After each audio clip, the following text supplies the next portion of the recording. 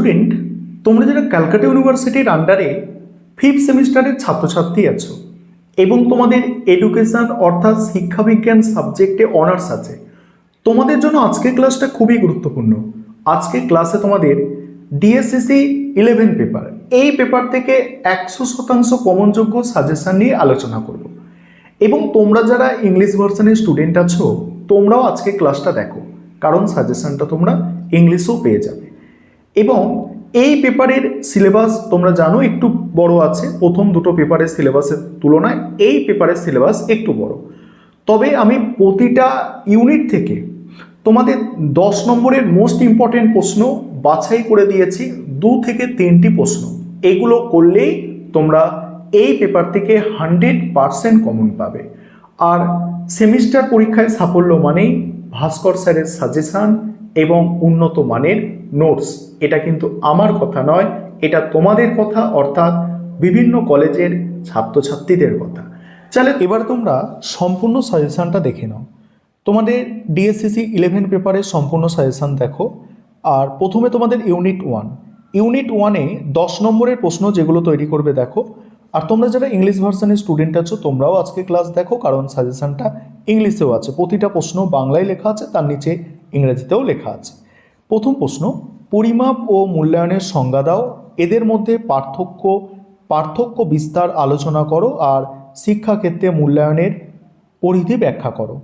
পরের প্রশ্ন, টেস্ট, পরিমাপ ও মূল্যায়নের পারস্পরিক সম্পর্ক রেখাচিত্র সহ আলোচনা করো। নেক্সট, শিক্ষায় মূল্যায়নের প্রয়োজনীয়তা ও গুরুত্ব আলোচনা করো। শিক্ষার মান উন্নয়নে মূল্যায়নের ভূমিকা বিশ্লেষণ করো। তারপরের প্রশ্ন দেখো, তারপরের প্রশ্ন, টেস্ট বলতে কী বোঝো, আর শিক্ষাক্ষেত্রে টেস্ট বা অভিক্ষার প্রয়োজনীয়তা ও পরিধি আলোচনা করো। নেক্সট, মূল্যায়নের সাধারণ নীতিগুলি আলোচনা করো। এবারে 5 নম্বরের প্রশ্ন ইউনিট 1 থেকে দেখে নাও। আর আবারও তোমাদের যে বিষয়টা একটু মনে করিয়ে দেব, যে তোমাদের জন্য স্টাডি মেটেরিয়াল কিন্তু তৈরি আছে। তোমরা চাইলে এই পেপারে স্টাডি মেটেরিয়াল পারচেস করতে পারো, বা যে কোনো পেপারে তোমরা স্টাডি মেটেরিয়াল পারচেস করতে পারো। আর একটা জিনিস সবসময় তোমরা মনে রাখবে, যে কলিকাতা বিশ্ববিদ্যালয়ের সেমিস্টার পরীক্ষায় সাফল্য মানেই ভাস্কর স্যারের সাজেশন এবং উন্নত মানের নোটস।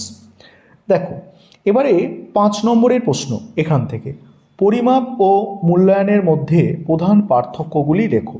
নেক্সট, শিক্ষাক্ষেত্রে টেস্ট বা অভিক্ষার উদ্দেশ্যগুলি কি কি। তারপরের প্রশ্ন হচ্ছে, পরিমাপের ত্রুটি বলতে কি বোঝো। নেক্সট, গঠনমূলক মূল্যায়ন ও সমষ্টিগত মূল্যায়নের মধ্যে সম্পর্ক কি। নেক্সট, মূল্যায়নের 2টি সীমাবদ্ধতা উল্লেখ করো। তারপরে ইউনিট 2 থেকে 10 নম্বরের প্রশ্ন যেগুলো করবে, প্রথম প্রশ্ন, শিক্ষামূলক পরিমাপের ব্যবহৃত বিভিন্ন স্কেলগুলি উদাহরণসহ বিস্তারিত আলোচনা করো। নেক্সট আছে দেখো, নির্ভরযোগ্য ও যথার্থতা ধারণা ব্যাখ্যা করো।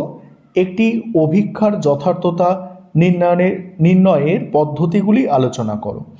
তারপরে স্কেল বলতে কি বোঝো, পরিমাপের স্কেলের সুবিধা অসুবিধাগুলি উল্লেখ করো এবং শিক্ষাক্ষেত্রে স্কেল ব্যবহারের গুরুত্ব বিশ্লেষণ করো।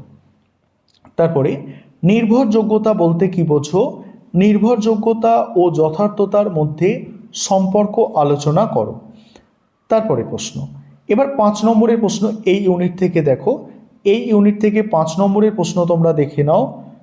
আমি স্ক্রল করে যাচ্ছি, তোমরা 5 নম্বরের প্রশ্নগুলো একটু এই ইউনিট থেকে দেখে নাও। এগুলো হচ্ছে মোস্ট ইম্পর্টেন্ট প্রশ্ন, যে আনুপাতিক স্কেল কেন সব থেকে উন্নত স্কেল বলা হয়, শিক্ষাক্ষেত্রে যে কোনো দুটি ব্যবহার, শিক্ষাক্ষেত্রে স্কেলের যে কোনো দুটি ব্যবহার।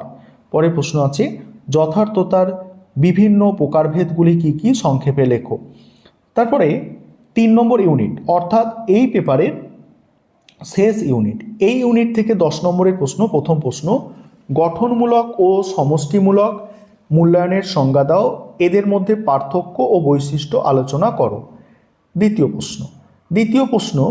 দ্বিতীয় প্রশ্ন হচ্ছে দেখো, নর্মভিত্তিক অভিক্ষা এবং নির্ণায়ক ভিত্তিক অভিক্ষার ধারণা দাও, এদের মধ্যে তুলনামূলক আলোচনা করো। নেক্সট, গ্রেডিং ও ক্রেডিট পদ্ধতি ব্যাখ্যা করো। বর্তমানে শিক্ষা ব্যবস্থায় শিক্ষার্থীর মূল্যায়নে এর সুবিধা ও গুরুত্ব আলোচনা করো। তারপরে ধারাবাহিক পরিচয়পত্র বা কিউমুলেটিভ রেকর্ড কার্ডের সংজ্ঞা দাও। এর উদ্দেশ্য, বৈশিষ্ট্য ও প্রয়োজনীয়তা আলোচনা করো। এবারে এই ইউনিট থেকে 5 নম্বরের প্রশ্ন দেখো। 5 নম্বরের প্রশ্ন আছে এনআরটি এবং সিআরটির মধ্যে 5টি পার্থক্য। গ্রেডিং পদ্ধতির সুবিধা অসুবিধাগুলি লেখো। তারপরে সেমিস্টার পদ্ধতির সুবিধাগুলি কি কি। গঠনমূলক মূল্যায়নের গুরুত্ব বা সুবিধা লেখো। একটি সুঅভিজ্ঞার মানে গুড টেস্টের বৈশিষ্ট্য কি কি। এই ছিল তোমাদের এই পেপারের সম্পূর্ণ সাজেশন।